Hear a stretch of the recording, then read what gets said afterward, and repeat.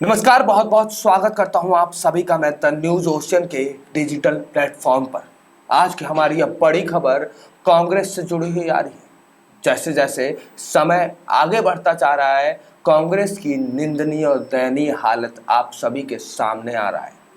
कांग्रेस के एक के बाद एक परेशानियां बढ़ती चली जा रही हैं। इससे पहले ये पार्टी हार का सामना करने के बाद अपनी हार पर मंथन करने में जुड़ी हुई थी। हारी क्यों, इस पर सोच विचार करने में लगी थी। उसके बाद पार्टी में अंदरूनी कलह को मिटाने के लिए इस पार्टी ने कई रणनीति चली। अभी इन डैमेज को कंट्रोल भी कांग्रेस पार्टी सही से नहीं कर पाई थी कि अब कांग्रेस पार्टी के ऊपर और कांग्रेस पार्टी की अंतरिम अध्यक्ष सोनिया गांधी और उनके परिवार के ऊपर राष्ट्रीय एजेंसियों का, जांच एजेंसियों का तलवार लटक गया। और तलवार भी ऐसा कि अगर गांधी परिवार इधर जाए तो भी कटे, उधर जाए तो भी कटे। ऐसे में कांग्रेस कार्यकर्ताओं के द्वारा इस जांच का विरोध प्रदर्शन तो आप सभी ने देखा। आपने देखा कि कैसे बड़े बड़े मुख्यमंत्री अपने राज्यों को छोड़कर, अपने राज्यों की चिंताएं छोड़कर रोड पर अपने आकाओं को बचाने के में लगे हुए थे। पुलिस वालों से हाथापाई तक कर रहे थे। देश में कभी कांग्रेस का एक छत्र राज था, लेकिन अब कांग्रेस पर एक के बाद एक मुसीबतें टूट रही। कांग्रेस के प्रमुख नेता राहुल गांधी इस समय नेशनल हेराल्ड केस में ईडी के पंजे में फंसे हुए हैं। इसके साथ ही अब उनकी मां सोनिया गांधी पर भी 23 तारीख को एक बड़ी मुसीबत आने वाली है। हम आपको यहां दिखाएंगे कि क्या है वो मुसीबत जो सोनिया गांधी की ओर बढ़ती चली जा रही है। जानने के लिए इस वीडियो को अंत तक जरूर देखिएगा और खबर पसंद आए तो खबर पर लाइक और कमेंट करना ना भूलिएगा। कांग्रेस देश की वो बड़ी पार्टी है जो कभी देश में हर तरफ छाई हुई थी, शायद अब अपने अंत के कगार पर खड़ी है।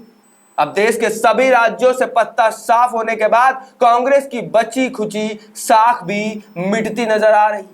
इसके साथ ही कांग्रेस पर हर दिन मुसीबतों के नए पहाड़ टूट रहे हैं। कभी इसके बड़े नेता अपनी बयानबाजी की वजह से मुंह छुपाते भागते हैं, तो कभी खुद की घनघोर बेइज्जती करवा ले रहे हैं। लेकिन अब कांग्रेस के बड़े नेता और कार्यकर्ता राहुल गांधी और उनकी मां सोनिया गांधी पर मुसीबतों का पहाड़ टूट पड़ा है।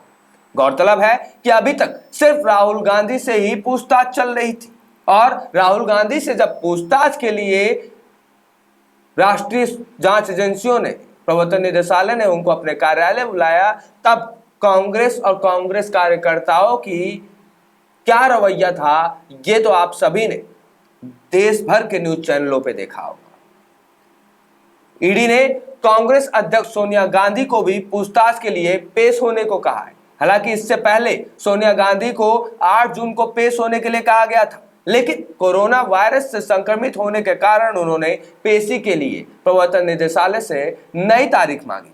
अब प्रवर्तन निदेशालय ने एक नया समन जारी कर नेशनल हेराल्ड समाचार पत्र से संबंधित मनी लॉन्ड्रिंग मामले में सोनिया गांधी को 23 जून को पूछताछ के लिए पेश होने को कहा है। सोनिया की तबीयत बिगड़ने पर दिल्ली के गंगाराम हॉस्पिटल में उन्हें एडमिट कराया गया। नेशनल हेराल्ड केस में सोनिया और राहुल गांधी यही दो लोग नहीं हैं। इनके अलावा और भी कई कांग्रेसी नेताओं के नाम इस घोटाले में सामने आए थे। इनमें मोतीलाल वोरा, ऑस्कर फर्नांडिस के अलावा सैम पित्रोदा और सुमन दुबे का नाम भी ऊंचा था।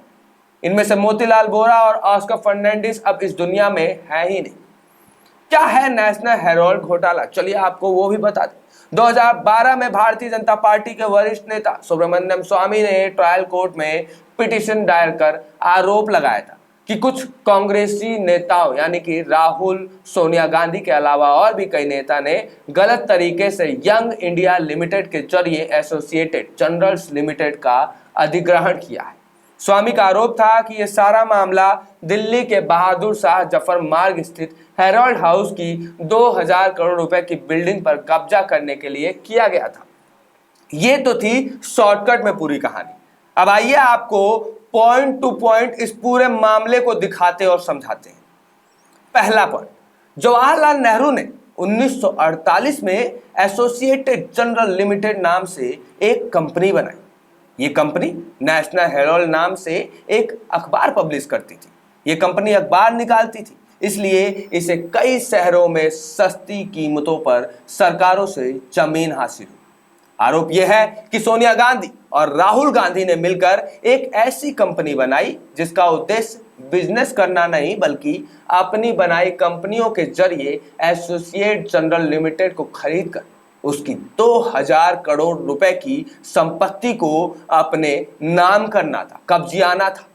इसके बाद 26 फरवरी वर्ष 2011 को 5 लाख रुपए की लागत से यंग इंडिया कंपनी बनाई जाती है, जिसमें सोनिया और राहुल की 38% की हिस्सेदारी होती है।